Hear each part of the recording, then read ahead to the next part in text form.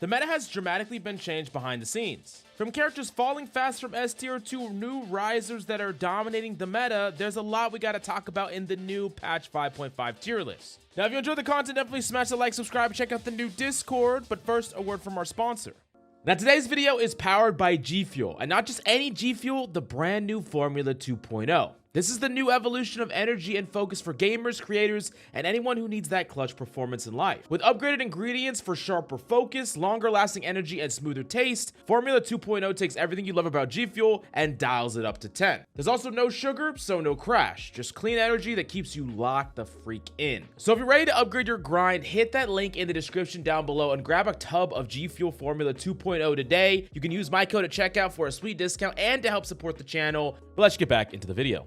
Now, first we're going to talk about the tanks, because tanks are the building blocks for any meta, and right now there is no tank in the F, E, or D tier. None of these tiers have a tank in it, because all tanks are reasonably good, and the stats don't lie. Having 2 tanks dramatically increase your chances of winning versus having 1 tank basically in every single situation. You're running 3 supports with 1 tank, you don't have enough HP totals to heal up, and you're not going to get ultimate. You're running triple DPS and 1 tank, well, yeah, you have more damage dealers, but you have less overall space and space creation because you have less tanks. Tanks are good, and thus there is no D- tier for tanks. But relative to that, let's talk about what are the bottom of the barrel tanks right now. And there are 2 tanks, and at the bottom right now, I actually have Hulk. Now, Hulk did receive a small buff going into Season 5, but with all the buffs that came in 5 and all of the new buffs in 5.5, Hulk has just massively fallen behind.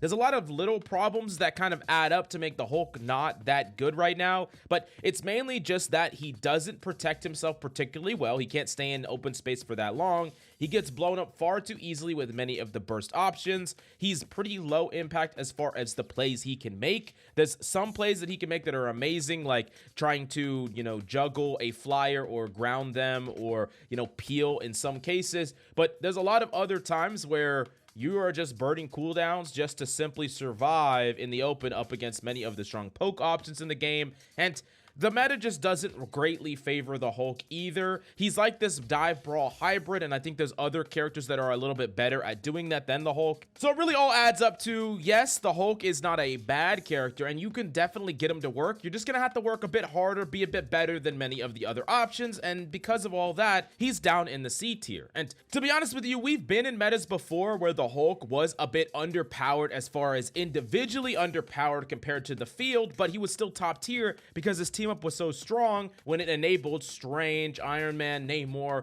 that it justified him being a little bit weaker into the field. Like, it was okay that, he was not amazing against everything because you had so much space and pressure because of that powerful team up, and it was your job as Hulk to just kind of clear that gap, right? Just like you didn't need to go above and beyond on the character, and as long as you provided reasonable value, the team up would do a lot of the heavy lifting and push your team over the edge. But there's just not that anymore. I mean, your team up is with Black Panther. That's basically a useless team up, and honestly, Hulk is just a hard character to make work reliably right now, and I don't think that's going to change anytime soon with the way that the meta is structured. It would need some pretty massive changes to Hulk or a new powerful team up in order to push him back into those A+ tiers. But like I said, he's not unplayable. He can still carry games. He has an extremely high skill ceiling. So in a very similar way that a character like Spiderman would be low on a tier list, you could still carry with that character. Hulk is very, very similar. I just think you're working far harder than you are on some other characters. Now, next in C tier, we have the Thing, and he's in the C tier for a different reason than the Hulk. I think the Thing is actually fine into some of the counters to tanks. Any hard displacement composition with like Angela and Thor and Wolverine and even Bucky. Like, the Thing is the character that doesn't get moved. He doesn't get pushed around by invis. He doesn't get to be CC'd, chain CC'd over and over and over again. And if you just need to cross certain parts of the map, you need to not get taken off the edge, you just need to exist and brawl and force like a close range engagement, this is the guy for you. He is a great fallback in a lot of situations where you're frustrated with how you're being abused. I think there's a lot of times where you're walking out on Magneto thinking you're going to be invincible, and you're getting non-stop walled off, pulled in, CC'd, you just have no control of your body, and the Thing gives you a lot of that. That being said, when it comes to true brawl, there's a lot of more powerful options just brawling him out. Like, he does have a really bad matchup against Groot and other characters that just want to shoot into him, and Poke that just wants to shoot into him. He still has a lot of those weaknesses, but on top of that, his strongest strength, which is the fact that he's anti-dive, is just not that relevant right now. Yeah, he can counter characters like Black Panther. Where are the Black Panthers? They're nowhere. And all the other kind of quote-unquote divers have either mass survivability, and the thing can't really interact that well with that, or they get to brawl as well, and they can just be perfectly fine trading blows or ignoring the thing, and they're not just going to get caught out by the thing and die instantly, right? So the combination of just a massive amount of poke that's good against him, brawlers that are better at brawling, and divers being non-existent, like true divers, the ones you can actually interact with favorably, mean that the thing is very situationally great. Like, in the spots that he's good in, and they will come up in ranked, he's amazing. But there are so many just random spots that he's just not what you want to default to the majority of the time, because he's just going to line up against a lot of things pretty poorly. You're not going to have a lot of places where you can really impact the fight like other characters. And because of all those reasons, he's C tier, even though similar to the Hulk, he's not unplayable. He's not even bad. It's just the spots that you would rather have other tanks in are just more common. Now, moving up to the B tier, there are two characters, and the first one I want to talk about is actually Peni. I think Peni is a character that is actually secretly D tier sometimes and S tier other times. And it makes it really hard to place her on a tier list, because when she's played with a rocket team up on certain spots, certain choke points, certain maps, she can be oppressive. She gives you the highest percentage chance to just first point hold teams. There are some characters that could do nearly 0 against her, and it really forces the opponents to swap. And there's a lot of times where they won't swap their characters, they won't swap their playstyle, and they'll just lose to you, right? And that's why knowing Peni and having her in your back pocket is great. But the problem with Peni is that she's not the most flexible when it comes to playing her on every map. There are some places that there's just not a lot of choke points that you can use and really abuse to get free value. Also, while Peni can be aggressive and can flank and set up and, like, you know, force pressure, one of the things that happens with Peni is that you still need your team to kind of operate without you, right? You're not going to be able to hold that front line. You're not going to be able to take that space. So you need another person to do it for you. And that does limit you, because if your team doesn't do that, you could be all set up, ready to go, but your team need to also do things by themselves, and you can't create that for them. I think another layer to Peni that I think people just don't really recognize is that Peni gets a lot of value because there's a lack of repetition against Peni players. Like, Peni's a character that has certain lineups, certain little trap spots, certain little, you know, flank routes that they do, and those work against players that have never gotten exposed to those things. But the more and more you play against a Peni player, the better you can adapt at it. And some of these strategies just simply don't work, where the flanking Peni gets cut off and met, or there's certain trap spots where tanks know where they are and they just walk in and clear those trap spots. Like, Peni gets a ton of value because of the chaos. And as people get more, you know, accustomed to that chaos, they get more accustomed to what Peni is doing, it's just less effective. So there are layers to it, and it's kind of hard to perfectly quantify exactly how strong she is. But I do think that she is a sower of chaos in a game and a ranked mode that, you know, doesn't really handle chaos all that well. Like, when there's nonsense going on and no one knows what's happening and people are dying and staggering, and then you walk back and then die to mines, and then people go in even though someone's dead with the mines, like, it can kind of snowball, right? And I do think all of that contributes to how strong Peni can be in some situations. And I do think that she's a great character to learn to just have in your back pocket for those spots. But she is counterable. She is able to be shut down if you are someone that is willing to swap, willing to adapt, willing to think a little bit more deeply about what the Peni is doing. But for a lot of characters, she could be super frustrating to play against. So that's true. Now, next to B tier is Doctor Strange, and this character is legitimately very, very powerful, and he's also a hard one to place, because really, for his versatility, you would put him in S tier, right? Because everyone is going to port back to point, everyone should know how to play Strange, and also he just provides that ability to anyone, right? Anyone can swap to him at any time so that they could just come back to point. So because he's so necessary and he's going to be in every game, he's technically S tier as far as representation. But as far as picking Strange, like walking at a spawn as Strange, not just using his TP, but just locking in Strange for a whole game, there are great strengths to the character, but there are a lot of weaknesses to him. So One of the things is he brawls reasonably well and he pokes reasonably well, but as far as survivability is concerned, he does lack a lot compared to other tanks that want to hold frontline. Characters like Emma and Mag, they have a lot more survival tools than he does, and in a lot of ways, he could be a bit of a victim to many characters. Like, yeah, he could fly away, but he could still get kidnapped, he could get grabbed by Wolf, he could get constantly bullied by a frontline tank, grabbed by Rogue or whatever the case may be, grabbed by Emma. He can't really deny high levels of burst in the way that a Magneto can against like a Punisher. So there are weaknesses there. So he's not the greatest against all types of pokes. And I think another really important aspect about Strange is that it's really hard for you to be consistently impactful with your ultimates in any way. With the prevalence of all the various CC and the many bubbles, Magneto just has basically unlimited bubbles right now. And on top of that, the fact that Invis can just push you or pull you or do whatever they want to you. Strange is lucky to get a one-man ultimate, much less a two-man ultimate, and confirming kills with the ult is very, very difficult, much more difficult than it once was, and that is kind of a problem when you compare him directly to many of the other tanks, especially characters like Magneto, where you're almost guaranteed value with Magneto ult. Even if you don't get a kill with it, you could deny pressure, you could alleviate a play by the opponents, you could shut down so many ultimates, you can split teams, it's like defensive in nature, so there's like so much about Magneto ult and Emma ult and Groot ult that could just win you the game on the spot, and Strange is just so much harder to set up. So the combination of being less survivable, harder to play make, harder to carry with, and you know, the liability of Strange, which is you play Strange, you're not giving your team the option to pour back. You know, if your support gets picked off first in a fight, they can't swap to Strange and pour back because you're still alive and you're still on Strange. So there's a risk involved. So all of that combined put Strange in this area where, yeah, you can carry with him. Yeah, you can definitely win games with him. Yes, he is legitimately very, very strong, but there are other options that do his job a little bit more reliably and better, and it can be a liability at times to pick him and actually walk out of spawn with him. But I will say some of the most frustrating aspects of playing Strange is playing against Gambit, Cleanse, and Invis push. So in lobbies where both of those are banned, all of a sudden Strange is looking and feeling a lot better to play.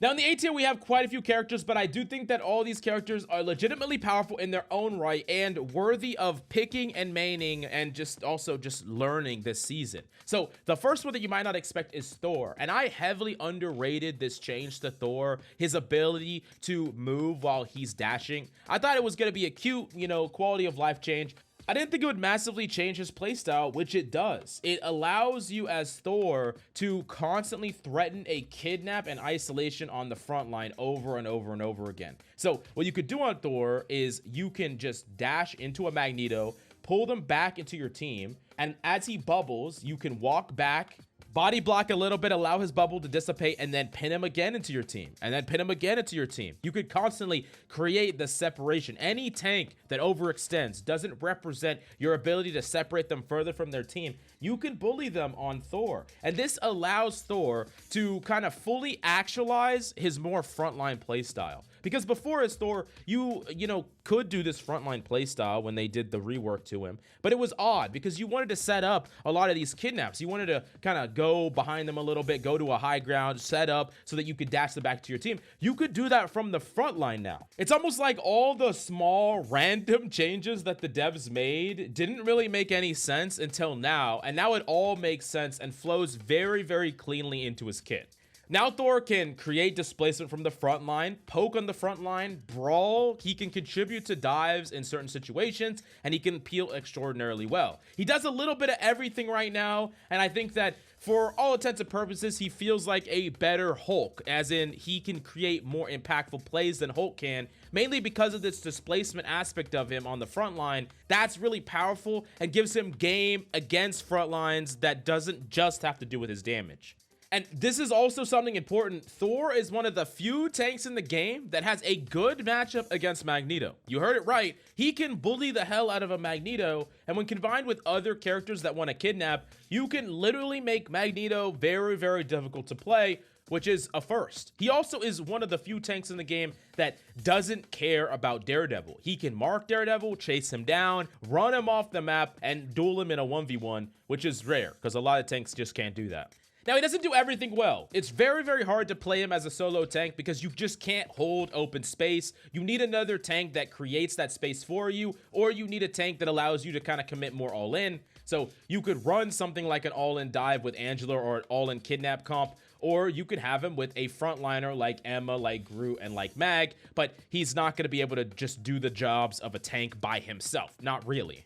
He also just doesn't really want to hold open space all that much. While he can poke a bit and trade blows, he still can get blown up by long distance poke, and he really wants to find a way to kind of close in the gap against those characters, which is not always possible with your composition and how the game is playing. And I think we just talked about it with Strange, but the biggest weakness to Thor at this point is that his ultimate is complete dog shit. Like, this is a bottom 5 ultimate in the entire game, and especially when you play Thor against Invis, you realize how useless it is, because Invis can just shield herself and completely cut it off, which she can do at any time. So an Invis that just times it right will never die, and she'll save her team too against your ultimate, which is just insane. It's like your ultimate does nothing and can only be used for a momentum play or like a counter jet volt play, or like very specifically used. And yeah, it's just really, really, really lacking. And a world where Invis could do that just kind of makes Thor feel a bit silly. I think in a game, in a lobby where Invis is banned, and honestly Invis Gambit are both banned, Thor feels really, really great, but he still doesn't feel good against the server, the true server admin, which is Invis Woman. But even with all those weaknesses, I think Thor's in a good spot, especially in ranked play. Yes, he falls off at the absolute highest lobbies, like in top 500 lobbies. He does get a bit harder to play as everyone gets a bit more optimized. But, you know, for everyone else, Thor is insane. And honestly, the lower in rank you go, the better and better he gets as a solo carry character. And many of the stuff I even recommended, like not playing Thor as a solo tank, if you're in like silver, that does not matter. Thor can just frag everything and never die. He's so strong at carrying as a solo carry. He's probably the best solo carry character in the entire game, especially in the tanking role. So I have to recommend him greatly.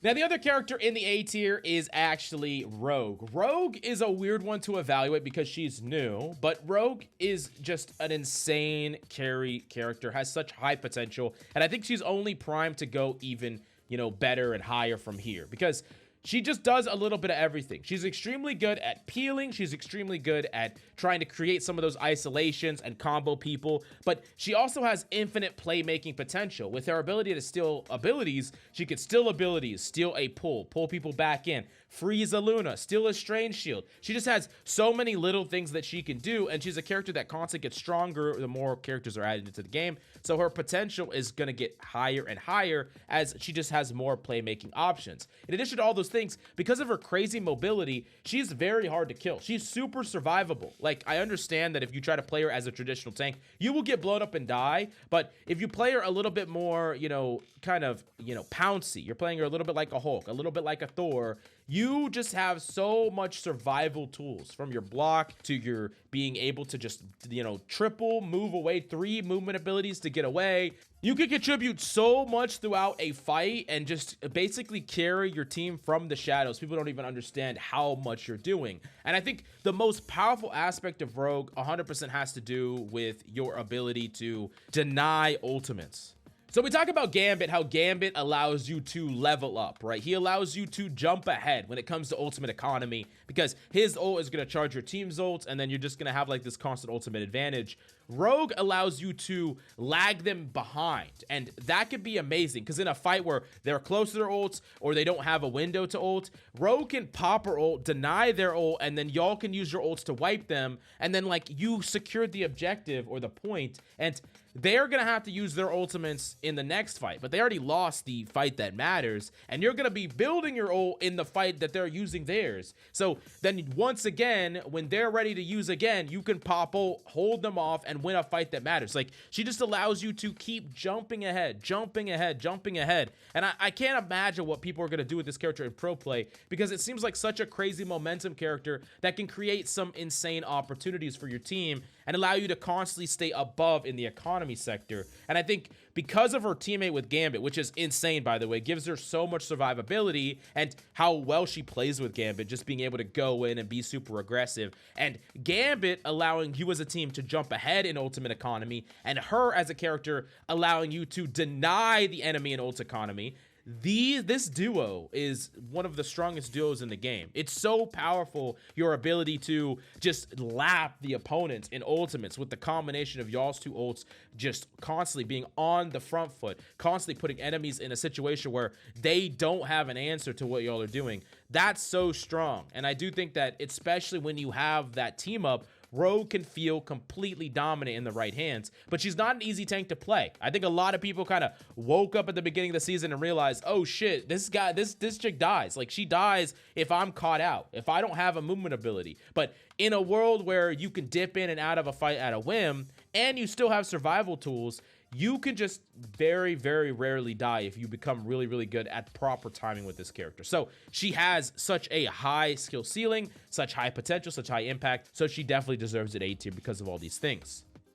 Now, next in the A tier, we have Venom, and Venom is still really, really strong. Like, he was S tier post that buff to his anti-heal ultimate, and we're still in a world where he is still strong, but there's a couple of things that have changed since then. Number one is other tanks got buffed, so he has more competition. And in general, the power level of everything in the game has gotten higher with the introduction of characters like Gambit and just the buffs across the board. But another major problem for Venom is that his number one op, the worst matchup for him forever, is Invis. Like, Invis is really, really frustrating to play against because she's hard to kill, hard to ult, but she can also pull you in when you're trying to leave. Like, she's really good at interrupting Venom's cycles because Venom dashes in or dives in. He stays in a bit, you know, gets his overhealth, stays in a bit, then zips out. When he zips out, Invisis can just pull him back in. They have so much survival tools that they don't need to use their push to create separation, and they can just use their pull to pull him back into their team, and he just dies, like, outright. And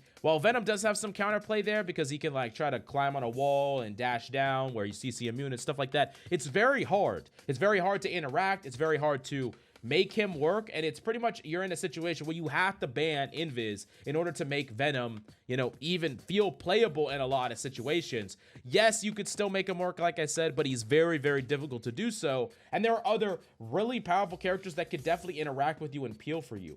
You're like in a situation where you feel strong, but there are other things that just feel stronger, and it's hard. It's just really hard. And I think in general, playing dive in like a more traditional sense where you're just going back lines right now is very, very hard. Like, Gambit, Invis, triple support. They could whip out Ultron too. There's very, very good and strong triple support comps people could play.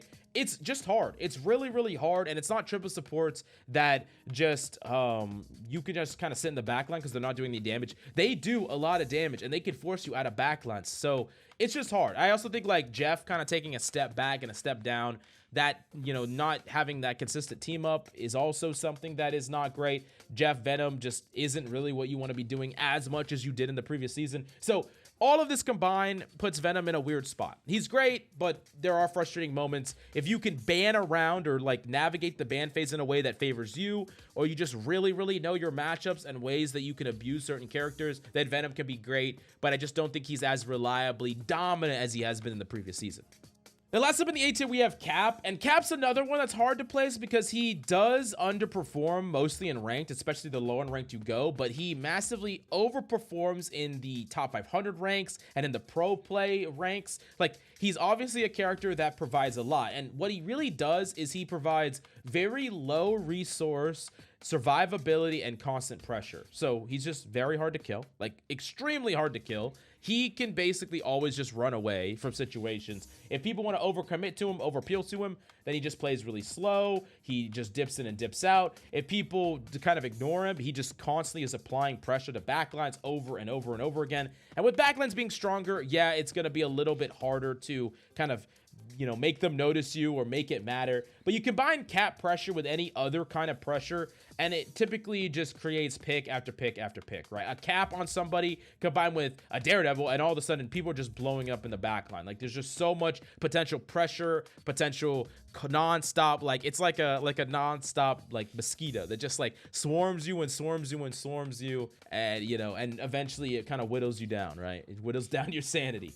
He also can get some other bits of value, like stalling carts on payload maps and just making it really hard to push things forward, punishing enemies for not coming and clearing you off, and just not really having a comp that can interact. There's a lot of characters that don't interact very well with Cap. They just are shooting at him, and they just can't kill him at all. So there's a lot of things about Cap to like, and there's a lot of things about Cap that's really, really good, but it can be frustrating in solo queue where you have a comp that doesn't really follow up with your dives, doesn't do anything with your pressure. You feel like alone you're not able to do things besides annoy people, and while he's a great team-centric character, he does feel like he's lacking when it comes to solo carry potential. He doesn't hit as hard. He doesn't do things, you know, individually as hard because he's trading a lot of those massive playmaking moves for survivability, which is great because you don't need pocket. You don't need people to help you that much as far as staying alive. You just need pressure to be had, and that's not always going to be the case. So I think he's a great duo queue character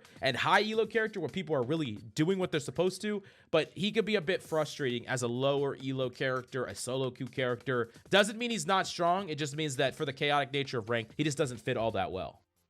Now, moving up to the S tier, the best of the best characters. There are actually 4 characters in the S tier because they're all just so good in so different ways. I couldn't exclude any of them. And at the bottom of the S tier, we have Angela. Yes, this character's S tier. Yes, this character's an absolute menace. She is so strong because in a lot of ways, she plays like a Cap, where she can be frustrating. She's hard to kill. She can constantly annoy you, constantly disrupt you, constantly, you know, apply a little pressure to you. And that's good. And like, yes, she trades some raw survivability, but she has mobility, which makes it even better because she can kind of dip out of fights. But unlike Cap, she has ways to interact with also front lines because she can displace them. She can displace front lines into her team. She can displace front lines off the map. And, you know, similar to what I said with Thor, like, look at the difference between Thor and Hulk. Hulk can't do a lot to a front line, right? He could beat on them, but he's not gonna do anything that matters when they're at full health. Thor can. He could pull a Magneto into your team and body block them, create separation. That Mag dies. It doesn't matter. It's like cooldown centric. It's not about his HP. Cap can't do anything to a front line, right? He's constantly pressuring back lines. He can swing on them a little bit, but, you know, similar to Hulk, he's not creating opportunity from full HP targets. Angela can. So you see the difference here. These are like versions of the same character. I say that loosely because they don't do the exact same things, but they do some of the similar things. But Angela gets to have another layer of ability to interact because she can pressure backlines. She can harass backlines. She can follow up with a diver. She can be that annoying gnat, but she can also be a playmaker, someone that creates separation, someone that creates a play by pulling people towards her team. And all of that combined just make her so difficult to deal with. There's a lot of characters that are just not good at shooting her or interacting with her at any way. And there's other characters that can, but they typically need help. And I think Poke is really good against her. Characters like Bucky can be good. Invis is great, but especially if they ban Invis. That's the big one. If they ban Invis, then all of a sudden Angela feels really, really, really hard to beat. So it's kind of funny because there's a lot of these tanks that you're like, hey, I want to play the game. I want to play Venom. I want to play Hulk. I want to play Strange. I want to play some of these tanks. So I'm going to ban Invis. Oh shit, now they're on Angela. You know, and it's like, what do I do? It's there's poisons everywhere, right? And Angela gets to exploit the meta in a very weird way because the things that counter her are things that often naturally get banned. You know, things like Hela Namor, good against Angela. Doesn't matter. Like, that gets banned a lot. You know, Invis, good against Angela. That gets banned a lot. So you're just going to clear the way. The meta is in such a way where the things that counter you get cleared away and you just get to run free. And on some maps, you feel unstoppable. And on other maps, you're still just really, really strong. So, yeah, Angela is great. And she's only, in my opinion, going to get better and better from here. See more and more play from here. The next in the S tier, we have Groot. Groot is amazing as he was in 5.0. Being unstoppable is great. Gives him a lot of playmaking and the ability to deny certain amounts of CC, allow him to be aggressive when he wants to and be much more defensive when he needs to be. He's also a great character that goes over the top because there's a lot of these powerful ults, but Groot gets to kind of go and set up situations where his team can easily kill through them. And he also builds ult at a very, very fast rate. So he's matching the rates of a lot of supports. Unlike other characters like Mag, where he's sitting at 70% when other people are already popping their ults, Groot built it just as fast. And I think that's a really underrated aspect of Groot, where he gets to just take the first initiative a lot of times. And it's very hard to be reactive to a Groot ult, right? You all get Groot ulted. Do you pop an ult in that? You pop a defensive ult, you pop a rocket ult, you pop maybe even a Luna ult. Y'all could all just die. Y'all pop an Invis ult, y'all can all easily still just die. And because he took the initiative, he forced first action from you, and you didn't get to set the terms, you just lose outright. And also, when he has a small advantage in a fight, him sandbagging walls, wall, big wall, he's walking on you, you can't escape, he can't be CC'd. He can create these really, he wins no matter what situations. Yes, he's a greedy bastard as far as skills is concerned, but he does so much with that resource that he's just an insane character that gets to set up his wall somewhere, be impossible to CC, be this ever-present threat, hard to just get caught out and killed. I mean, he's so strong, and on certain maps like defense first Dracula Castle, he could feel borderline oppressive. And I do think that he's just one of those characters that every tank main should have in their bag, because that's just how impactful he can be. He can make the entire game about him, and he can carry a game in a way that other tanks just simply cannot. Constantly creating separation on the front line, constantly creating these insane ults that lead to, you know, killing through enemy ults. And he's also a character that requires a certain amount of counter swap. Like, you play against a Groot, you have no wall break, the character could feel miserable to play against, but the burden is on your opponents to swap. And any character that is like that, you just have a percentage of the time where people don't swap properly and they lose to you just for free. Now, the last two characters, what do you expect? We have Emma, we have Mag. So let's first talk Emma. Emma did receive a small nerf to her HP, but she saw a buff in now she has a wall with Luna. Very powerful, allowing her to wall off enemies in a similar way that Groot can, slow them, gives her more survivability, and just more playmaking in the mid fight, which is really good for her. And she's still just very reliably good against basically everything. She's hard to bully, even harder to bully than Magneto can be, because Magneto can still be bullied hard by like Angela and Thor and characters like that. She's much harder to bully because she can kind of turn the tables on these characters. In addition to that, she's just flexibly good against kind of everything. She's one of the best solo tanks. She's good as a pairing to basically any tank because she can handle frontline duties. Her ultimate is always relevant, and just the threat of her being able to shut down plays is really good. And she just does a little bit of everything well, right? She's not lacking in any major way, and she just gets to do the job of a tank very consistently. So when we put all those things together, Emma is just all around solid,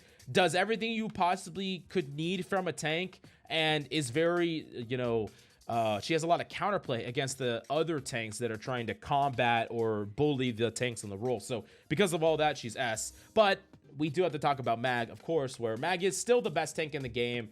He just has everything you could want. With the Gambit team up, crazy amount of damage output. Even without that, still consistent damage output, but crowd control attached to his character.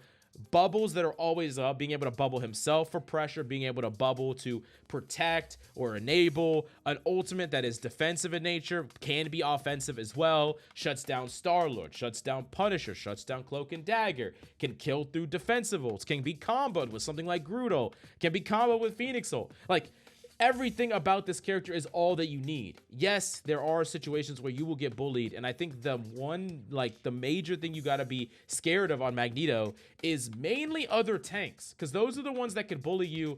You know, characters like Thor, characters like Groot, sometimes Emma, Angela, like, those are the fears, but you can play around those things. You just need to think about what they're trying to do, think about how they're using their cooldowns, and you're fine. But against, like, the field of DPS, you don't care. You don't care about DPS, you don't care about supports, you just don't really care about a lot of these things, and Magneto has such a strong control over what happens in a lobby that he is undoubtedly one of the strongest characters in the game, period. Now, we talked about the tanks and we talked about the meta, but let's go quickly through the DPS and talk about what are the best and worst DPSs in the game. And the only DPS in F tier is Black Panther. This character is borderline unplayable. You can't play him against triple support strong. You can't play him against Invis is strong. You can't play him against Bucky, you can't play him against Thing, you can't play him against tanks, you can't play him against anything. Like, this character is terrible. He doesn't do anything. And as much as I love me some Black Panther, you have to be like 10 times better than someone else to even get, you know, a little bit of value. The character is all in. He doesn't do anything during his long downtime periods, and he's incapable of bursting backlines. A single Invis shield just completely shuts you down. Don't even get me started about a push or pull. he's just impossible to play. Ultron being good makes him hard. Triple support being good makes him hard. There's just nothing you could do on this character. Don't play this character until it gets reworks, unless you're an absolute psychopath. But let's move on to E. And E is Scarlet Witch. I think Scarlet Witch is okay. Like, she did get a bit of a buff, and she can be good in some spots. And this character is honestly good underneath Grandmaster. She gets a lot of value for people not being able to aim. She gets a lot of free value. She's reasonably good against dive. But the problem is, there's not a lot of dive that's present that she's good against. The other problem is, as people just get better at aiming, you're going to get away with so little. Like, you're just flying through the air. You get double shot by Bucky, hooked by Bucky, get shot by Hela, chased down by Psylocke, headshot by Hawkeye. DPS characters don't really care about you. Support characters can keep themselves alive against you, and tanks definitely don't care about you at all. So the things that you can do are cool, but they're not impactful fast enough. And the only time you get true value on this character is when the aim skill of the people around you, the mechanics of the people around you, are low enough to the point where they're not getting anywhere near the full value from their character. So yeah, heavily falls off as you climb to the high elos, and just a character that I think is okay, reasonable to learn. If you really love her hero design, by all means lock her in. There are players that can climb this character all the way to the highest elos of play, but if you're running to her as like a sort of training wheels for you, I would recommend playing another character, because there's a cap to how much you can develop on a character that doesn't, you know, help your aim skill at all. And honestly, create some lazy habits, I think, as far as positioning and things like that. So, you know, unless you're married to her, I would say probably not a recommend this season, or, you know, in her current state. Now for the D tier, these are characters that are reasonable to play, but they do have specific spots where they're good in. First off, Squirrel Girl. Squirrel Girl could be good at clearing out, you know, triple tank or massive chokes with Peni, but any open area or any area where you're going to be fighting DPS, she does, you know, lack.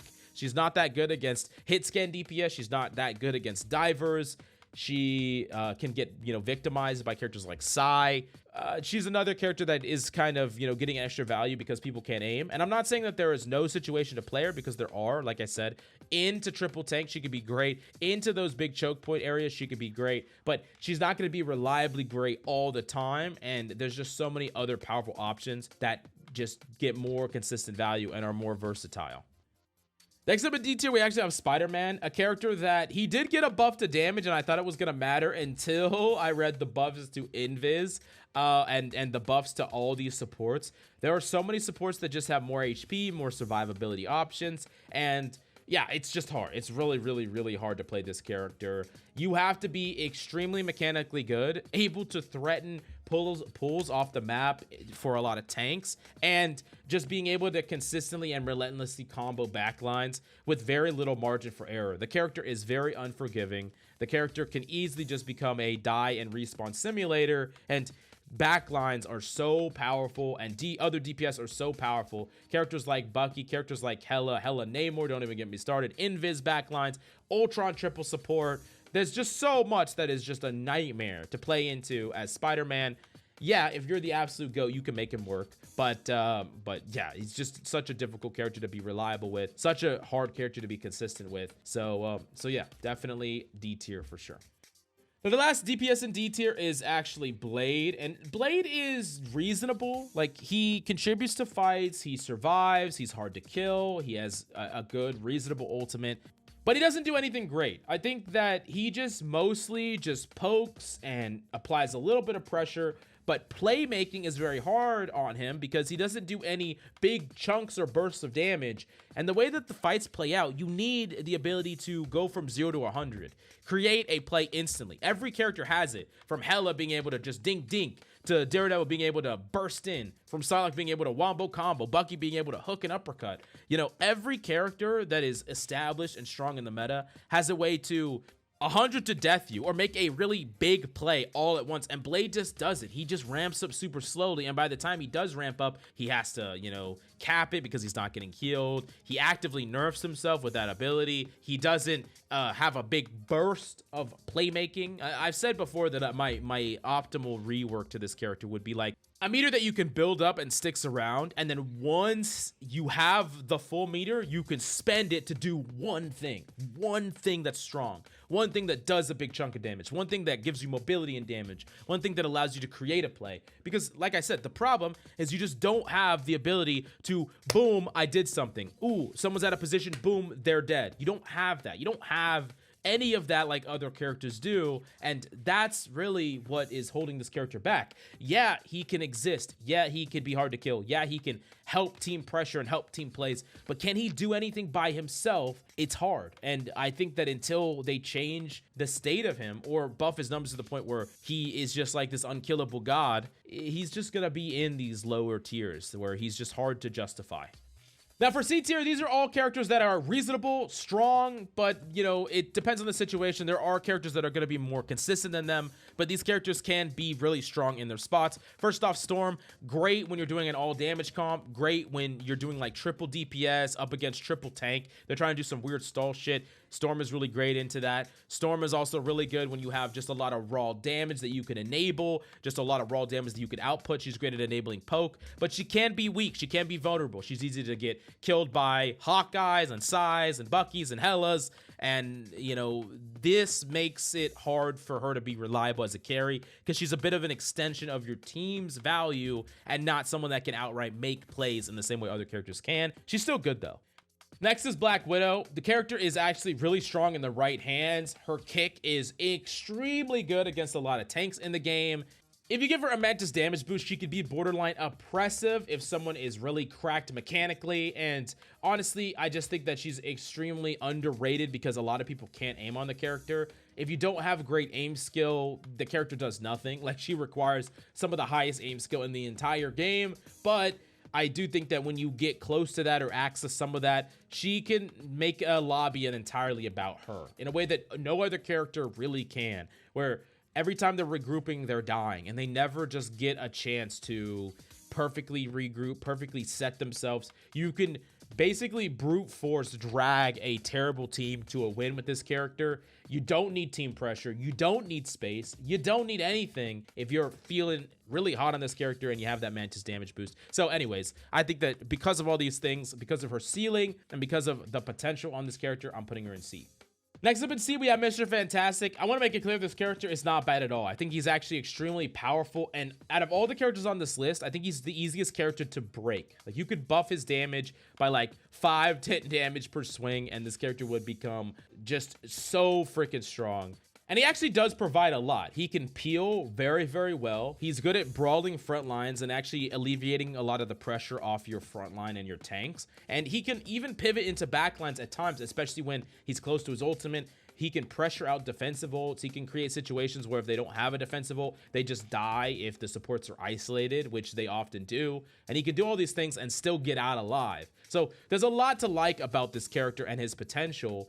But the main thing that does hurt him a bit is just the meta. Like, poke and long distance damage dealers are just the best things to be doing right now. And he doesn't interact with that great. You know, he doesn't blitz people fast. He doesn't dive people fast. He's not gonna jump on a Hela and kill her instantly. He's not going to, you know, jump on a Bucky in their backline and just kill him by himself. He doesn't have those tools. He has a lot of survivable tools, and he can do a lot of things. But as far as how well he stacks up against the best characters in the game, it's just hard to make him work. You need a lot of team help, team pressure. You have to be a very smart and methodical player as far as when you're engaging. So I think he's really, really good. He's just a bit a weird fit right now in the meta, and he has been for quite some time. Next up in C, we have Ironfist. Ironfist is a character that does get a little bit of flexibility. He can do a little bit to back lines, and then he can pivot on front lines, and he's really good at brawling front lines. The problem really comes to the fact that when I talk about characters that can both dive and brawl, right? They can pressure back lines, and they can still fight front lines. Characters like Daredevil or even Magik, his problem is that he threatens backlines so little that yes, he can brawl front lines, but the backline pressure is just simply not enough. He doesn't burst it down fast enough. And when we talk about the really powerful backlines like Invis backlines, he can kind of just be there and be like, hey, like a Cap being there, but he needs help. Like, he needs more help. And I think that he truly shines in a situation where you have people that are flexible brawler diver hybrids. So, you know, I think one of the best duos for an Iron Fist is actually a character like Thor, right? Because Thor can, you know, help apply more pressure to the back lines and then also turn the tables on a front line. And Iron Fist can help with both those things, but by himself, he could be very frustrating to play where you just feel like you're doing nothing to back lines and you're not doing enough to a back line to force action from the front line. So you're not creating any separation and you just kind of feel a bit useless. But with the right team composition together, you can definitely feel extremely, extremely powerful and strong. So like I said, he has a lot of potential. He has good survivability tools. He has a reasonable ultimate, but I think he's just a bit underpowered as far as his backline engagements are going, especially in the world of these new super buffed supports. Last up in C tier, we have Iron Man. I think Iron Man is actually a bit underrated. I think he's actually really good. Yes, there are some characters that can really pressure him out, kill him, you know, isolate him. Characters like Hela, characters like Bucky, even characters like Starlord and Psy. But he does a lot of things well. He's really good at poking from range, and that's really strong against characters that can't interact with him, and also, you know, more of the bunker setups, you know, specifically people that are trying to, you know, use a Peni mine, a Peni generator, or whatever the case may be. He's also reasonable against a lot of other flyers. I think he has good, reasonable matchups against Torch, against Storm. He can also really harass certain characters that just can't take a lot of frontline damage. He's okay against Angela. Angela does have a lot of counterplay too, but I think if he's pocketed, he can help keep the skies clear. And his ultimate, of course, is still very, very strong, especially in a world where Magneto is not in the game or doesn't have his ultimate. So there's a lot about him that I like, but he does feel a bit like a glass cannon where he requires a lot. If you dump a lot, you know, into him, you have an invis pocketing him, he gets that snowflake, that Ultron drone, he feels like he's unstoppable. You know, the Angela comes for him, he's pocketed, he shrugs it off, he beams her to death. He you know, constantly harasses the hit scan. Teams help him kind of poke that person out. The skies are free. He rains down. You know, there's a lot he can do when properly enabled. It just can feel sometimes difficult to get to that point. He's kind of a very feast or famine type of character, a very I win or I don't do anything type of character, but I still think that he is very, very strong overall.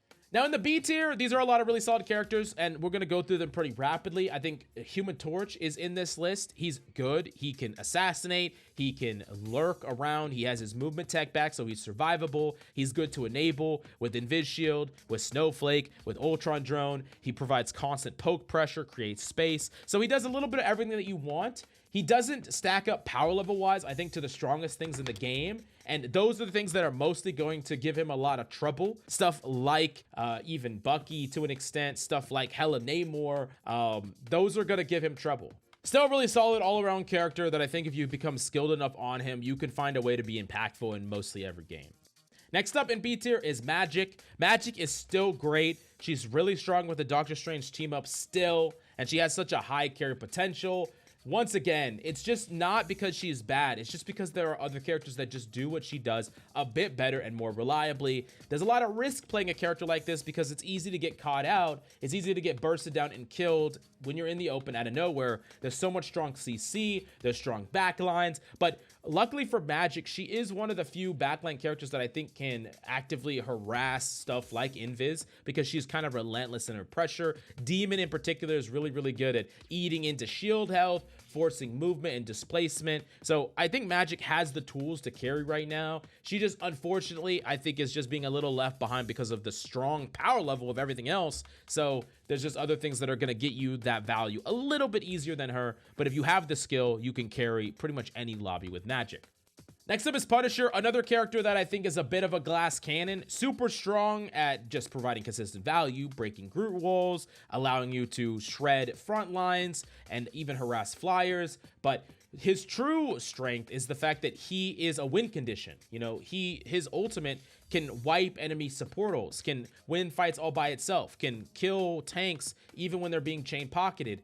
But he's vulnerable. He could die. You could get 2-tapped, you could get 1-tapped, you could get hit by a Magneto ult. So it requires a lot for your team to pocket him and enable him. But through team enabling, he can win you the entire fight. So he's a character that just requires a lot to get a lot. He's a win condition all by himself, and I think 2 tanks, one of them being Magneto, and 3 supports plus a Punisher is a great composition, because the Punisher ult being properly enabled can just let you just walk in as a team and kill, invises through ults, kill enemies through their defensive ults, deny or shut down Gambit ults with that raw amount of pressure, but you got to keep him alive, you got to pocket him. So just a great character overall, but there are some other games where you don't have that proper enabling, and your Punisher's maybe out of position a little bit too much, and he's getting constantly killed by everything. Everything's shooting him, everything's killing him, everything's hunting him. He's getting pulled in by Bucky, assassinated by Psy, headshot by freaking Hawkeye. Like, he can be a victim as much as he can be a threat. Now, next up, or last up in the B tier, is Moon Knight. Moon Knight is just really good when he's uncontested. He provides so much raw damage numbers. He provides a constant pressure. He's good against triple support. He's good against Groot and hard tank compositions. And he pretty much only folds to things that want to come after him and chase him down. So he is vulnerable to characters like even Daredevil, characters like Starlord, characters like Psy. But when everyone's just sitting around and poking and trading resources, Moon Knight trades better than anyone, builds ultimates faster than anyone, provides more damage and raw numbers than anyone, combos with other ultimates to kill through defensive ults. So there's so much to like about his potential. It's just about trying to find ways to minimize his weaknesses, either through a team comp that protects him or through really smart Moon Knight play. So, like, he can take over a lobby, and he could do it with ease if opponents don't recognize him as a threat and do everything they can to shut him down. So, just such a high potential character. Just the fact he could build up his ultimate so damn quickly that it just allows it to be almost an ability, like a long cooldown ability, and just an extension of his kit. And he's such a heavy momentum character where you can build up ultimates faster than anyone, pop your ult, kill people, win the fight, poke as they're coming back, build up another ultimate. They use a defensive ult, you use a Groot ult, you built up another Moon Knight ult, you kill them through defensive ults, boom, you won 2 fights in a row, back to back. Yeah, I mean, you got like 12 kills, you just like literally carrying, making it all about you. And there's other games where you come out, you get chased by a Psylocke, you get murdered, you didn't do anything. So, his potential is extremely high, but his floor is very low as well. Now, moving up to AT, these are the most reliable threats in the game right now for ranked play, mid to high elo. And at the bottom, I'm going to have Hawkeye. Now, Hawkeye is a weird one because Hawkeye has a crazy amount of weaknesses. He doesn't have great mobility. He can easily be targeted. So similar to what we talked about with like Punisher and Moon Knight, maybe even worse because he just doesn't get to run away. He's kind of a victim to just standing in his spots, and he can easily be pushed out or pressed by a lot of mobility heavy characters. However, the ceiling of impact for this character is so extremely high, and the meta lines up for him in a certain way that a good Hawkeye can make the game once again all about him. He doesn't care about triple support. He doesn't care about invis being impossible to kill. He doesn't care about Hela constantly poking from range. He does not care about any of this stuff because he can play at further ranges and get one taps and just win fights just straight up. Like, in a world where Invis feels like an absolute demon to play against, the character that the Invis fears is Hawkeye. Like, he's the one character that I think support players are constantly afraid of when they just don't give a shit about anything else. This puts him in a very unique spot where he has that potential ceiling of being a complete raid boss in a game. But once again, he has that floor of doing absolutely nothing, and he's super vulnerable. So if you have a Hawkeye on your team that's fragging, it's your job to constantly protect him, enable him, look for threats that are trying to hunt him down, and peel those off of him or mark them so that he's freed up. And if you are a Hawkeye in the game, how impactful you are really comes down to how much you can not get farmed by the things that are coming for you and countering you. How good are you at counter rotating, spotting certain characters chasing you down? How good are you at staying alive? How survivable can you be? And how accurate can you be consistently to hit some of those harder shots that can change entire fights around?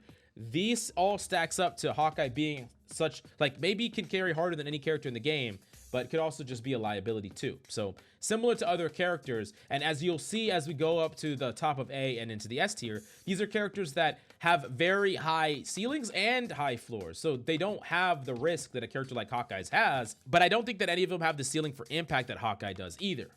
The next in the A tier is Wolverine. Wolverine got buffed, reverted to his old self, and he's back better than ever. He can also slam people into walls, which allows a little bit more flexibility with his ult. But really, this character is just good all around. There's a lot of tanks that he can bully. There's a lot of characters he can bully. He can pull people out off the map. He can pull people into his team. He can brawl well. He can, you know, just fight when you're TPing back to point. He gets 2 lives. He's hard to kill.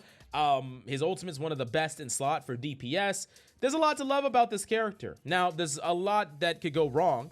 He's really bad against, once again, Invis, surprise. But if Invis is banned and the way is clear, he can be like a really strong disruptor in a comp, or he can be the focal point of a comp that is all trying to kidnap. I think like an Angela, Thor, Wolverine comp is a nightmare to play into. If Invis is banned, those 3 is just so oppressive because you get kidnapped, and you know, to deny a kidnap you have to burst cooldowns, but then there's another kidnapper, and there's another kidnapper, and guess what, you're dead. And now they get to walk forward and just threaten it again before you're back, and it could just be this like constant loop of frustration and difficult to play into. Wolverine is a great character, and I think he's one of the best characters for players that are not that mechanical but they want a top tier DPS to play. Wolverine is one of those characters that you can get good at very quickly. Go into the training room, set no cooldowns on, practice grabbing Lunas, practice grabbing people, get practice, get reps with that, get good at that. And he's just a great character that you could learn to be mechanically consistent with very quickly. And if that's the DPS that you play when you're a DPS player, you're playing a top 2 DPS that is really, really strong and can carry games. Now, this is like the 4th tier list in a row. We've put Namor in A tier. He's still here, and it's not because of himself. It's because of his goddamn team up. Namor is A tier with Hela, and the duo together is an S tier duo. But Namor is not A tier by himself without the team up. You could maybe justify B or probably C. But the problem with Namor is that his loop is flawed without another ability. Like, he needs a little bit more. There's too much downtime with his kit when he doesn't have that team up. So yes, he has a crazy amount of potential with that Hela team up, and I think he's super strong. Knowing Namor for when that team up is available is good, and Namor ult is very good and reliable. So a lot to love about Namor, but yeah, he's only A tier purely because of the team up. So just something to consider about his placement. Last up in the A tier, we have Starlord. Starlord's just great. I mean, he's really good at being enabled. He's really good at constantly marking and harassing. He has a great ultimate, probably the 2nd best in the entire roster of DPS ultimates. And yeah, I mean, there's not really much to say about Starlord. He's always been like this super reliable character that is pretty good against everything. He's good against the field. He has counterplay, and even his gap between him and the top S tier, it's only because Starlord isn't as oppressive as those characters, can't make the game about him as much as those characters, but he can shut those characters down. He can shut any character down, from Moon Knight to Torch to Hela. Like, he has game against everybody. He has counterplay against everybody, and he has the ability to carry pretty much any lobby he's in because he has such a high skill ceiling, because he has such a diverse range of tools. He can position anywhere he wants. He has a great ultimate. He can mark, he can dive, he can poke just enemies in, you know, just farming his ultimate, be a little bit of an ult bot. He can peel. There's just a lot to like about Starlord, and all these reasons just put him at the very tippy top of A tier. But let's move on to the S tier. And at the very bottom of the S tier, we got Psy. Psy did get a no ult nerf, and it does make it harder for her to build her ult. She still has the best ultimate in the entire DPS category. Makes her immortal, kills through defensive ults, is just really, really powerful just in general, and Psy just gets to do a little bit of everything. Position everywhere, take duels that she wants to take, assassinate backlines, pressure, poke for ult. Like, she has so many different avenues to win a game, so many good counterplay options against many DPS. And while her other strategy of just being able to just farm ult really fast and just constantly ult and be this like perma blade bot is not as good anymore because the ultimate got nerfed, she just gets to do so many things so well that it's hard to ever put her anything less than S tier because she's just so good and reliable in every aspect of her kit, and she doesn't really have any bad matchups. Like, she has counterplay against everything because she gets to go wherever she wants to go and basically set the terms on every engagement she takes, whether that's shooting tanks, whether that's shooting backlines, whether that's denying off angles or assassinating. Like, there's just so much you get to do on her. So yeah, she's S tier for sure.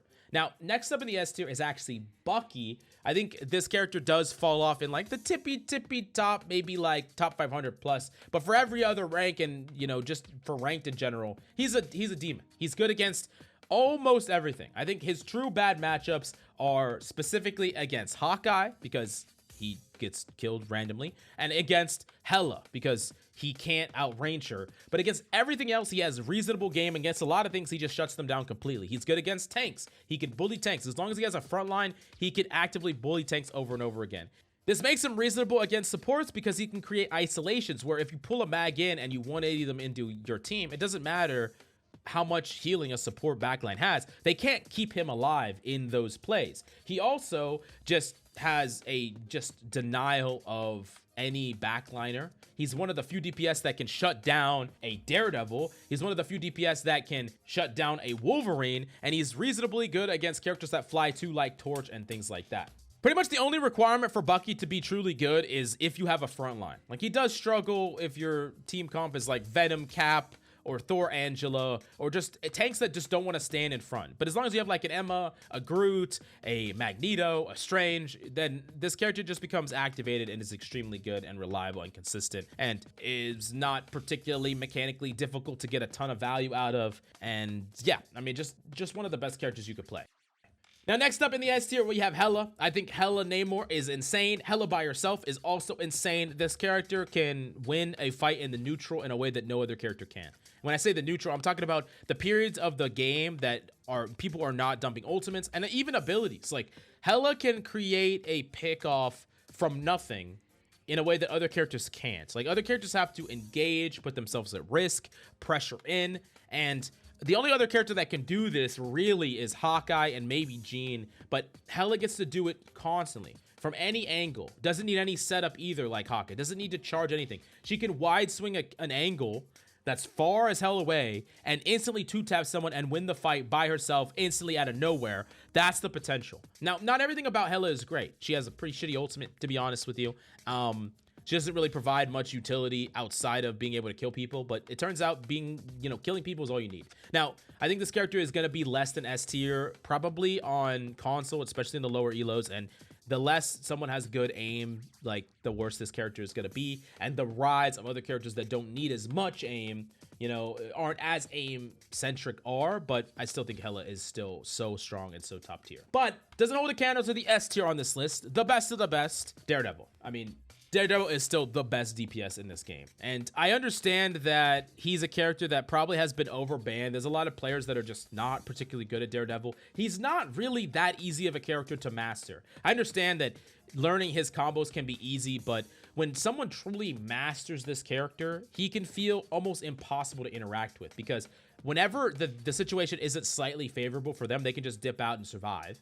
And then they can re-hit you again. And he's one of the few DPS that can actually combo backlines. Some of these immortal backlines that feel uninteractable, Daredevil says, nah, I can actually interact. I can actually burst through. And he's such a huge momentum character that once you kill one person, it feels like you create opportunities to kill another and another and another. And he can flip fights better than any other character in the game, where there are some characters that can maybe get a trade or two, but if you open the path for Daredevil, like he kills the things that, like, let's just say he goes on the backline Invis, and then Invis uses all these cooldowns, she gets them off of him, then he re-engages the backline very quickly after, because he doesn't have a lot of downtime, then he kills her, then all of a sudden anyone that comes and peels for him, he deflects, combos them too. Now he's up 2 people. He can dip to a health pack, or maybe he's good enough because he got survivability, he got his health back, and he can re-engage into a 3rd person and a 4th person. And with his own play, his own setup, he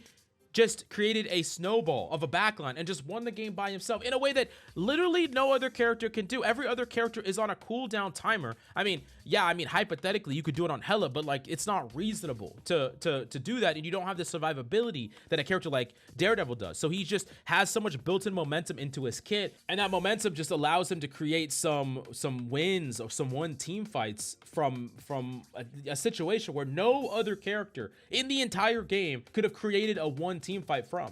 He's also a character that provides so much pressure that you need every ounce of discipline and team focus to deny that if, you know, he has any follow-up at all, it feels almost impossible to do anything about, because he provides so much pressure and damage all at once that you feel like you have no choice but to act. Combined with the pressure of something else, you have to act. You can play right into his reflect, die, so you can't wait out his reflect. Like, it's just like non-stop pressure, non-stop value. And you kind of tie everything together with the fact that Daredevil has a reasonable ult and just constant information because he can see through walls, meaning that he can set up really optimal engagements for himself over and over. It just makes it so Daredevil is just such a strong character. But I think the skill of the player matters a lot here. Like, in a lot of cases, Daredevils don't feel hard to deal with, but in almost every case you deal with a Daredevil, it feels like there was a mistake made on the user, right? A Daredevil that plays perfectly, you just don't feel like you can interact with him that well ever.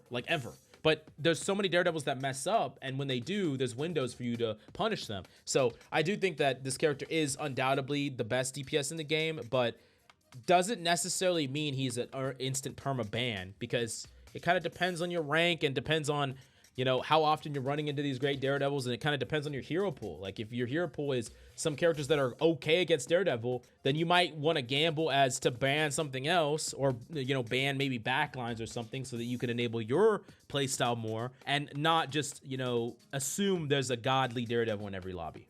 Now, the last but certainly not least, we have supports, and there's once again nothing in F, E, or D. All the supports are reasonably good, and even the C tier supports, I could really squish them up into B if I wanted to, but I wanted to create some amount of separation. You can kind of think of C as like B, and then S as like S+. It's all the same thing. But if we do talk about the C tier supports, first I want to talk about Adam Warlock, and it's kind of painful to put him here because I think Adam Warlock is insanely good. He's so strong. He provides so much damage. His ultimate is good. His movement speed is good.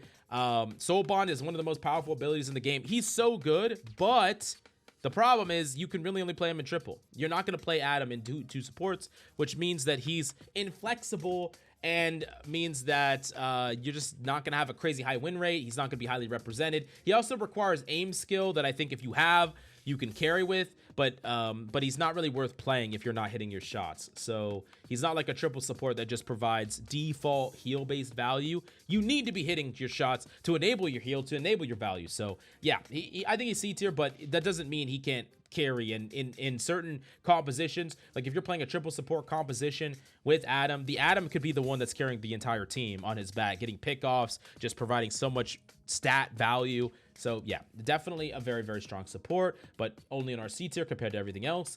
Then we have our next one, which is Jeff. He's made a massive like drop compared to previous seasons, that Jeff is just not quite as good as he was before. He mostly enables dive, right? That's what he's best in enabling. Daredevil, Venom, stuff like that. And I do imagine that Jeff is still going to see a good amount of play in pro play. However, when it comes to ranked play, there's a lot of little problems. I think there are really strong anti-dive characters being played. Characters like Invis, characters like Bucky.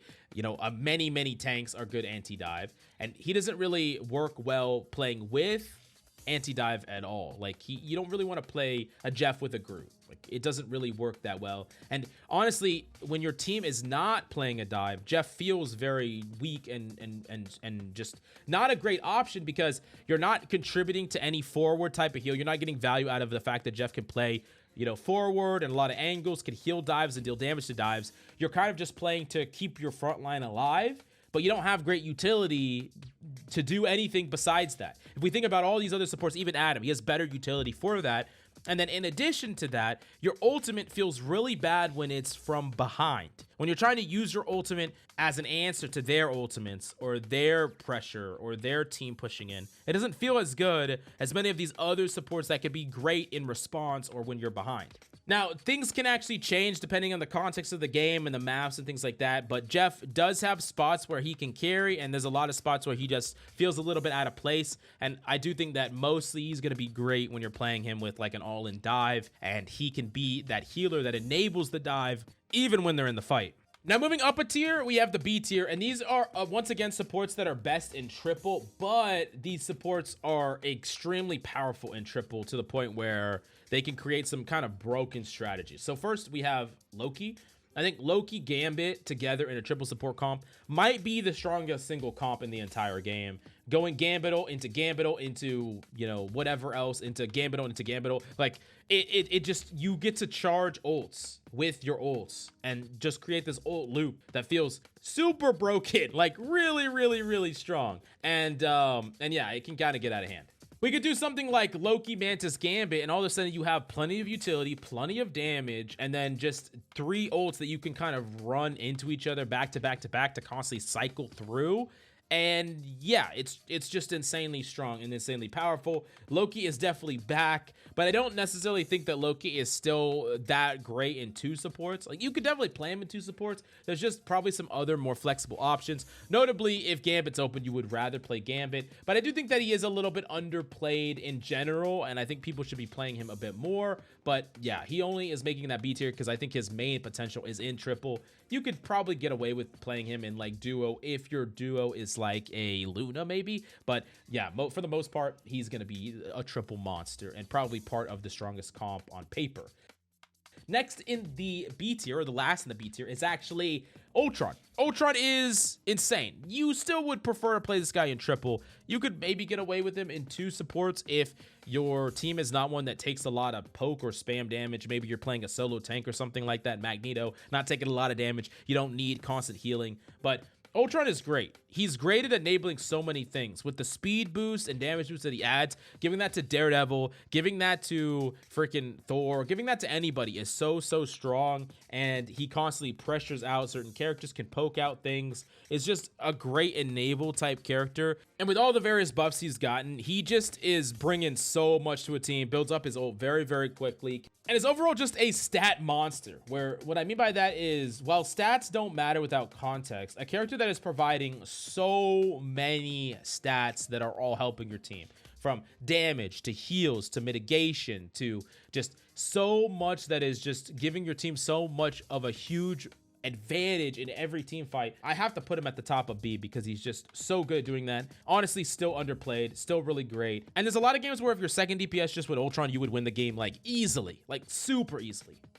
Now in A tier, these are the super reliable, solid supports that, I mean, I could recommend in basically every game, depending on the context, and I'm just gonna go through them quickly. Mantis, best triple support enabler in the game, can be played in duo support as well. Just also good because she gives Groot a team up with his heal wall. Groot's very solid as well. She provides a lot of damage. She can play make. She's just a great character in a great spot right now. I think she's just good, and she's good all around. I think in the more aggressive tempo of the game, characters that can contribute to a really fast tempo of pushing in and trying to trade out, a character that can make plays by herself, a character that can win duels with characters by herself, all that is really favorable, and I think that she's definitely A.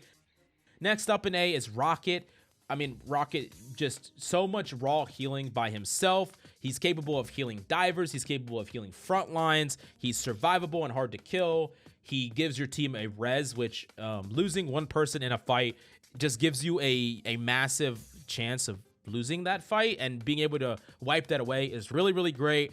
His ultimate is really good to create combos and deny. I think that that's the biggest skill expression on the character besides movement, is how do you use your ultimate in a way that doesn't allow it to get instantly shut down. There's a lot of rockets, and then that separates good and bad rockets. There's a lot of rockets that pop their ultimate in a way that the opponents can pop invis ult or whatever ult, destroy your rocket ult, and then they still get their ult, and you did nothing with it, right? You have to think a lot about how your opponents are going to interact with you and react to your ultimate, and where can you place it to make it hard to kill, and how can you place it in a way that it doesn't matter if they counter ult? How can you place it in a way that gives your team options? Like, there's a lot to think about on this character, but he just provides so much for your team, and I think that the only like really scary threat to him is honestly Jean. Jean's just seeing a lot of play, and a character that you need either the personnel to shoot the ult, communication to shoot the ult, or to ban her sometimes. But yeah, really, all of that together just makes this character so good. And then, of course, the team up with Peni. Just honestly worth forcing. It doesn't really matter what your support main is. If you have a Peni on defense first point, force this duo because it has the highest win rate in the entire game. Now, next in the A tier, we have Cloak and Dagger. Pretty much good all around. Builds ultimate very fast. Has good utility. The blind utility can combo with a lot of things. It can create a lot of pressure. The ultimate can be used very aggressively. Push in and allow your team to kind of push in and pivot into their backlines. And, you know, win a fight before the enemy get a chance to stabilize or get a chance to build their ultimates. And honestly, use your ultimate before the Magneto builds his ultimate as well. So, yeah, that combined with good survivability. The Fade is one of the few ways to survive certain combos like Mag Phoenix. That's one of the few ways to survive it. And yeah, the character just provides a lot. And I think especially when we talk about some of the lower elos, this character can just frag. I actually recommend doing a lot of damage. Like, you could do a ton of damage on this character. But as you start to climb, you get so much value just from your utility, from your ultimate, from your healing. Can do everything you possibly need. But yeah, specifically, like, the main character you're worried about on Cloak and Dagger is Hawkeye. And it's really important that if you have a Cloak and Dagger and they're gonna ult, the second they pop Q or pop ult, you as a DPS or a tank, it's your job to throw your bodies directly at the Hawkeye. Do not let him line up a shot. Throw your bodies directly at the Punisher. Do not let him line up a shotgun shot. It's your job to defend the Cloak ult immediately and recognize the risk of, you know, dying in the Cloak ult. The last in the A tier, we have Luna. Luna has gotten a massive buff going into this patch, and she's really, really strong. Being able to put your Snowflake on yourself, output a crazy amount of damage, have an instant freeze, still a really good ultimate. There's a lot about her. And the big weakness to her before was the fact that she was not survivable against dive. Like, she just didn't have a lot of great survivability tools, but she's honestly better at surviving against dive now. Also, her weaknesses can be kind of, you know, overlapped a bit when you play her in triple support. She provides enough damage that she's reasonably good in triple support, and her ultimate is still one of the best defensive ultimates in the game that can be used to also combo with her damage boost. So she's good all around. The thing is, the barrier for what is good against dive is different now, right? Like, you took this Luna and compared her to old Invis, and you'd be like, oh wow, this Invis is really, really good. She can survive dive too. You compare this Luna against new Invis, and she's like, yeah, this character does not survive against backlines like Invis does, because Invis is impossible to kill. So anyways, let's talk about the S tier. The surprise to no one, and this is not the S tier for supports, by the way. This is the S tier for rivals. These are the best characters in rivals, and it's not particularly close. Like, the entire game is being warped by these two characters, and they are, make no mistake, pick or ban. You pick these characters on your team or you ban them. If you're not playing these characters and you're up against them, your odds of winning the game is extremely, extremely low. So I want to make that clear first. Let's talk about the first one, Gambit. Gambit, and this is in no particular order. Both these are just the best characters in the game. Gambit is a stat monster, a utility monster. He provides a crazy amount of damage, playmaking, good, reliable heals. He can anti, he can burst, he can, you know, cleanse. So many ultimates from Angela to Groot to whatever. There's a lot he provides there. He has a crazy amount of survivability and mobility, can dash and spin and gain shields, so he's really sticky and hard to kill. He can duel most squishies in the game, and if you're good, you could pretty much duel all of them. And the most important part about this character is his ult. We talked about it previously, but his ult allows you to jump ahead via tempo. Like, you get to use this ult to build up more ults. Your ultimate economy is going to be so much higher. It's an ultimate that you can't kite from because it gives your entire team movement. And when I mean kite, you can't back away from it. So, like, when the enemy team invis ults, as a team, you can back up and hide behind a corner, wait for it to be over. You can't do that against a Gambit ult. They can chase you down. They can run you down. They're going to run you down. They're going to force action. They're going to force the fight. You either have to ult back or you die. And throughout that fight, they're going to build up a whole bunch of other ultimates because Gambit enabled everybody. And it's great to use from behind because it cleanses and heals. It's great to use when you're slightly ahead because you can close the fight and use that speed boost to pivot in. It's such a game-changing, game-warping ult that massively shifts the ultimate economy for your team and the entire game. Gambit is the most individually powerful character that has ever been released into this game. And Yeah, I mean, it's kind of all forgiven because Gambit is fun as fuck to play. I mean, let's be honest, he's fun as fuck to play. So yeah, and I think everyone recognizes that he has a really high skill ceiling as well. So he gets a little bit of forgiving for that. I mean, I like to play him too. So I do understand it, but he's undoubtedly the strongest like character that we've ever seen released. I would say even stronger than Release Jean. Yeah, I know that's nuts to say, but I'm gonna say it. Stronger than Release Emma. I'm gonna fucking say it. But regardless of the comparison of power level and things like that, let's talk about Invisible Woman, because she's also super, super busted, and it mainly comes down to the fact that she can put a shield on herself.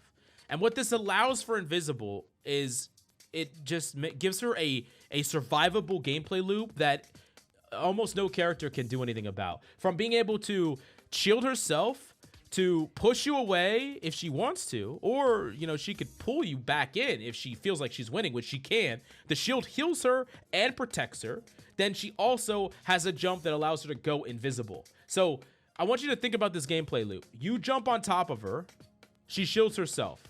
You have to wiggle through and around the shield to deal damage to her, so it's going to block a lot of your abilities and damage, but it's also going to heal her. And if you are winning the fight, she could push you away and then jump away and she's invisible. You don't know where she is. If she's losing the fight, or if she's winning the fight, she could pull you back in and you can't get out. Like, there's so much she can do here. And that's just what she can do to, it's like, she's impossible to interact with in a backline. And if you put her and Gambit together, if for some reason you didn't ban these characters, they can 2v1 everything. They can 2v1 everything in the entire game. I mean, like, so they're just like this unkillable, uninteractable backline that can kill anything that they come across, combined with consistent heals, the ability to impact the mid-fights with pushes and pulls, the ability to pocket DPS with her shield that she could put on them and then put her on herself whenever she needs to, a very solid ultimate that keeps her team alive through many different random nonsense. She's just everything. She's just everything. And I think she's like the true server admin, even though I do think that, like, they're probably on the same power level, and I would honestly put probably Gambit a little bit higher in power level potential at his ceiling. Invis gets a crazy amount of value at her floor. Like, you don't need anything to extract a crazy amount of value from her. It's not hard to, oh, I'm getting attacked, put a shield on myself. Oh, I'm under threat, push them away. Oh, I'm still under threat, jump away. Like, that's not hard. Like, none of that is hard. At her skill floor, she's providing more defensive value and sustain than like 99% of the cast. And that's a little crazy. And that means that you should play her if you want to win. And if you're not going to play her, you should ban her. And I think banning her, I think people have finally kind of woken up to the idea of Invis and Gambit need to be banned in most games that you're not going to play them. And if your Gambit is unbanned, specifically Gambit, if Gambit is not banned, you better have the better Gambit. Like you better hope you have the better Gambit. Invis doesn't matter as much, but it's just like a character that creates very frustrating situations where it's very hard to make plays ever into their backline or any aggressive play at all that leaves you stranded without mobility because you're too far forward, you get pulled in, you're super far in and you have an opening, you get pushed out. Like, it's just very difficult. Anyways, this is my definitive tier list for patch 5.5. Do you agree? Are there any specific characters that you think I misplaced? Let me know in the comments down below. What buffs or nerfs do you want to see next? Let me know. Thank you so much for coming by. Please smash the like, subscribe, and check out the Discord if you're looking for a duo partner or you just want to continue the conversation. Hang out with me. I'm going to start running some more community events for streams. So yeah, come hang out and stay tuned for those. So anyways, see you next time.